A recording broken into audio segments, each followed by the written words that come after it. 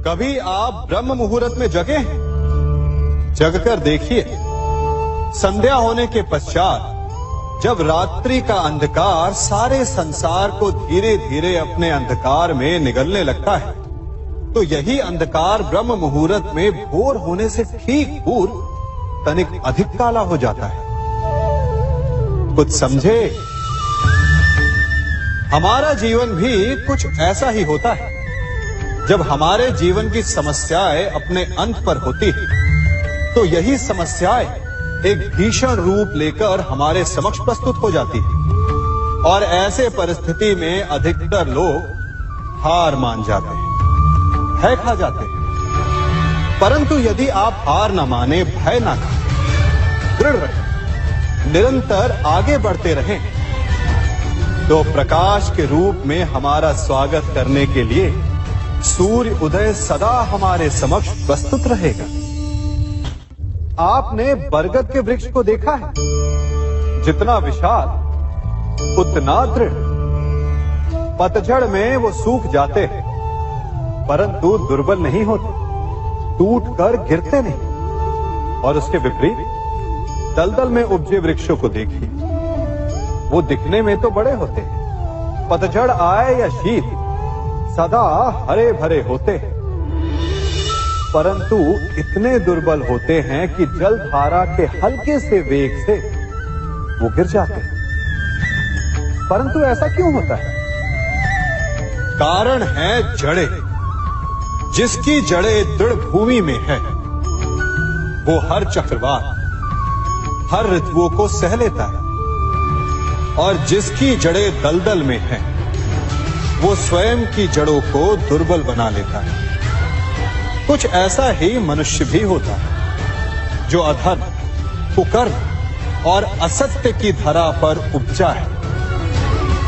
वो समय की एक मार भी नहीं सह पाता, और जो मनुष्य सत्य, धर्म की धरा पर उपजा है, वो हर समस्या से अविचलित हो जाता है। अब आप पर निर्भर करता है कि आप क्या बनना चाहते हैं। हमारे जीवन में मित्र और शत्रु बड़ा महत्व रखते हैं। यदि गंभीरता से सोचा जाए तो ऐसा कोई क्षण नहीं जब हम अपने मित्रों के बारे में ना सोचते हो या फिर अपने शत्रुओं के बारे में। हमारा हर कार्य या तो हमारे मित्रों के हित के लिए होता है या फिर हमारे शत्रुओं के अहित के लिए। हम हर स्थान या तो अपने मित्रों के साथ होते हैं या फिर अपने शत्रुओं के साथ। कोई नहीं चाहता कि उनका शत्रु प्रसन्न रहे। हर कोई अपने शत्रु को नष्ट कर देना चाहता है, और ऐसा करने के लिए वो हर संभव प्रयास करता है। उसे आर्थिक, मानसिक और शारीरिक हानि पहुंचाने का प्रयास करता है। परंतु यदि मैं आज आपको ऐसा मंत्र सिखाऊं जिससे आप अपने शत्रु को सदा के लिए नष्ट कर दे तो, और वो मंत्र है मित्र बनाना। अपने सभी शत्रुओं को अपना मित्र बना लीजिए और आपके सारे शत्रु स्वतः ही समाप्त हो जाएंगे। मैं क्या कर रहा हूं? मैं दिए प्रज्वलित कर रहा हूं ताकि अंधकार को मिटा सकूं। अब आप कहेंगे कि इसमें कौन सी बड़ी बात है ना? परंतु इसमें महत्वपूर्ण बात समझने के लिए यह है कि मैं क्या नहीं कर रहा हूं, और मैं अंधकार नहीं कर रहा हूं। क्योंकि अंधकार को मिटाने के लिए प्रकाश का अस्त्र तो उठाना ही पड़ता है। बुराई को बुराई से नहीं, अच्छाई से जीता जाता है। अन्याय को अन्याय से नहीं, न्याय से लड़ा जाता है। क्रोध को क्रोध से नहीं, क्षमा का साथ लेना होता है। ठीक उसी प्रकार एक लोहा लोहे को काटता है, परंतु एक ठंडा लोहा ही गर्म लोहे को काट सकता है। इसलिए यदि आपको अपने जीवन में विजयी होना है, तो अपने शस्त्रों को, अपने अस्त्रों को सोच समझ कर उठाइए, क्योंकि एक अनुचित सोच परिणाम पर भारी प्रभाव डाल सकती है। आप सब सोच रहे होंगे कि ये क्या मैं करने लगा। मैं इस पौधे को जड़ से उखाड़ रहा हूं। आश्चर्य हो रहा है ना कि एक पौधे को उखाड़ना या काटना ना केवल एक अपराध है अपितु पाप भी है। तो फिर मुझे ऐसा करने की क्या आवश्यकता पड़ गई? क्योंकि कई बार विनाश ही सृजन तक पहुंचाता है। यदि नया भवन बनाना हो तो पुराने भवन को गिराना पड़ता है। व्यवस्था को परिवर्तित करने के लिए क्रांति लानी पड़ती है। और उसी प्रकार यदि किसी वृक्ष या किसी पौधे की जड़ों में घुन लग जाए या उसका मूल सड़ जाए तो उसे जड़ से उखाड़ देना ही श्रेयस्कर होता है, ताकि उस स्थल पर नए पौधे उपज सके। युद्ध करना पर्याय नहीं, परंतु कभी कभी शांति के लिए युद्ध करना आवश्यक हो जाता है। संसार में सबसे श्रेष्ठ क्या है? फूल या कांटे, प्रेम या घृणा, संपन्नता या दरिद्रता, मित्र या शत्रु?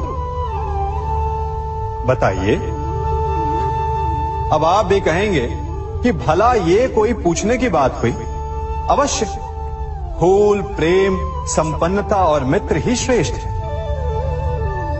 परंतु क्या आपने अपने जीवन में कभी सोचा है कि हर एक भाव, हर एक वस्तु, हर एक घटना का एक गुण धर्म होता है? त्वचा पर जलन करने वाले फूलों से अधिक श्रेष्ठ वो कांटे हैं जिनसे आप अपने घर की बाढ़ बनाते हैं ताकि वन्य पशु आपके भीतर ना आ सके।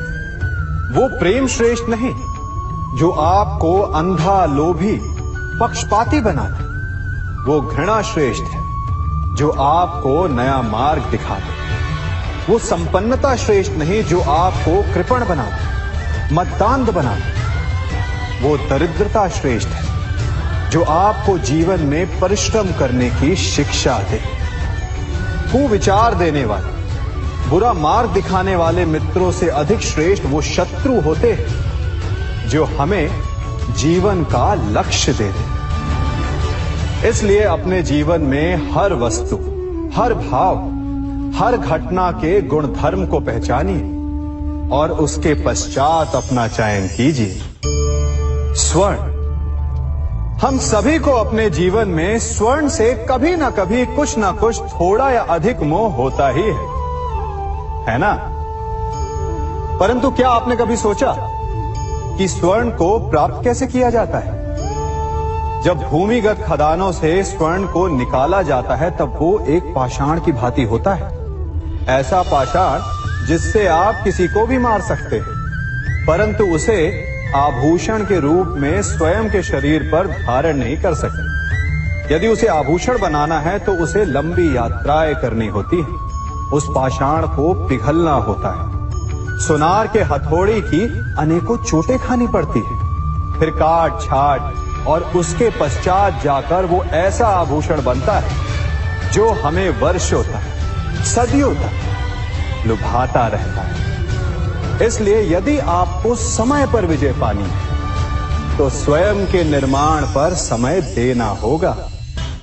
हम सभी सुनते आए कि जो वीर होता है, साहसी होता है, शौर्यवान होता है, उसके समक्ष सारा संसार झुकता है। वीर भोग्य वसुंधर।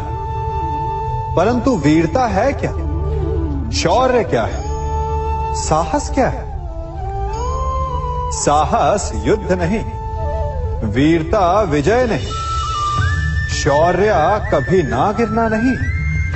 साहस किसी चुनौती के समक्ष खड़े होने का भाव है, तो वीरता उस चुनौती को उत्तर देने के लिए पूर्ण परिश्रम लगा देना है। और शौर्य का अर्थ है गिरकर फिर से उठने का साहस रखना, बार बार प्रहार करके वीरता दिखाना, निरंतर प्रयास करते रहना, निरंतर परिश्रम करते रहना।